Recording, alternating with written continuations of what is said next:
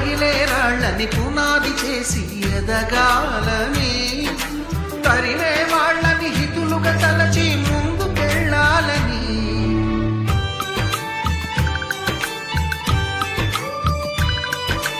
కన్నుల నీటిని కలల సాగుకై వాడుకోవాలని, కాచే నిప్పుని ప్రమిదగా మలచి కాంతి పంచాలని, గుండెతో ధైర్యం చెప్పెను, చూపుతో మార్గం చెప్పెను,